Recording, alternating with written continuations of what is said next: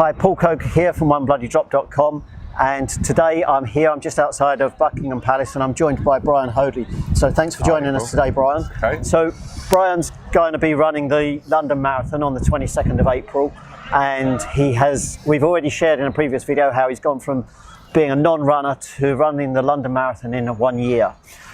So the last video that we shot together, Brian, you were talking about how you manage your blood glucose levels before a half marathon, before a marathon or a long run. Yeah. So in this one, tell us what your strategy is for managing your blood glucose levels during a long run or a marathon. During a long run, it's just a case of really using technology again to my advantage. I use the Dexcom CGM system, and it's sort of connected up through a Night Scout and onto my Garmin watch. So I've got all my sort of running data and my blood sugar levels on my wrist all the time. So generally I need sort of carbohydrates on board every sort of 40 minutes of running. Anyway, whatever my blood sugar levels are, I need those carbs to be going in just to keep my body fueled, to keep it sort of running where I want to be. So that's the main key of the running, is to keep the carbs coming in every 45 minutes, irrelevant of what your blood sugar levels are.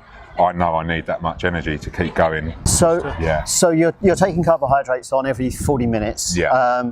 Does it matter which form you're taking? Are they fluids? Are you eating them? Generally, if I'm just out just for a training run, I use glucotabs just because they're cheaper. Basically, if I'm using glucotabs, they are chalky though, so generally you do need some water with you as well at that point.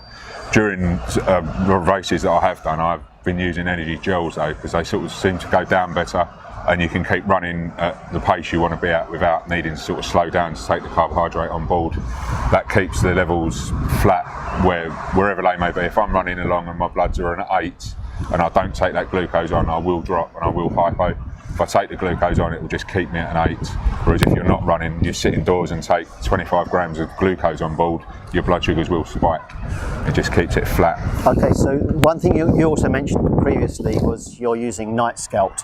So for people that don't know what Night Scout is, can you tell us a little bit about Night Scout? Basically, I use the Dexcom CGM system, but instead of using the official software that it comes with Dexcom, I use a system called Xbrit Plus, which just sort of speaks straight to my Android phone.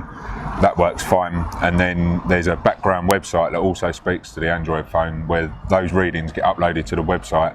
So then you can go on any computer and look at them. So as such, you can also get that data back down to smartwatches on your wrist. And there's apps on the Garmin store that it just comes straight onto your Garmin, which is really handy for running.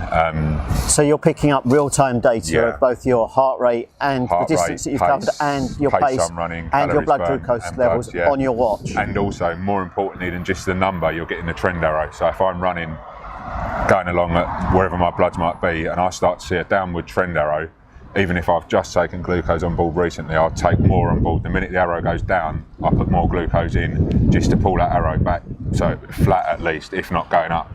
It's invaluable, really. So even though there's a lag on CGM data from real-time data, you're using that CGM real-time data to manage your blood glucose levels. I find, even though with the lag, it's still better to know 5 minutes ago your blood glucose was dropping than waiting until hypo symptoms kick in. More so when I'm running as well, I'm finding hypo symptoms are masked by the sort of tiredness of running. The rest of the time my hypo symptoms are fine, but actually during a run, the difference between being fatigued through running and a hypo isn't a lot. It's quite similar. So having that arrow telling you, you are going low, it just makes all the difference. I've stopped so many hypos since I've been doing that. Okay, so before we shot this video, we were talking about strategies for managing blood glucose levels during a run.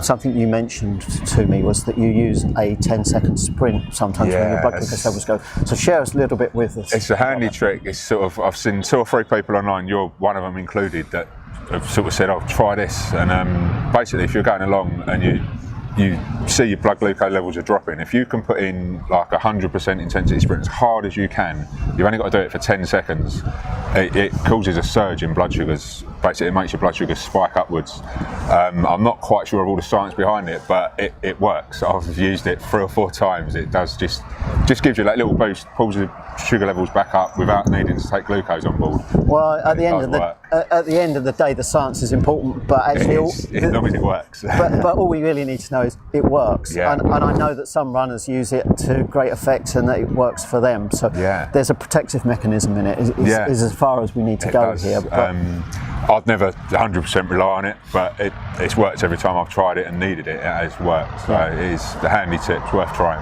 Yeah, definitely. Okay. And while we're on that, we mentioned earlier on another video about Roddy Riddle being one of your inspirations. Yeah. I can vouch that Roddy ran an ultra marathon, and he got tired of taking glucose on whilst he was running, and he actually used these 10-second sprints throughout an ultra marathon to manage his blood glucose levels without taking any glucose on board.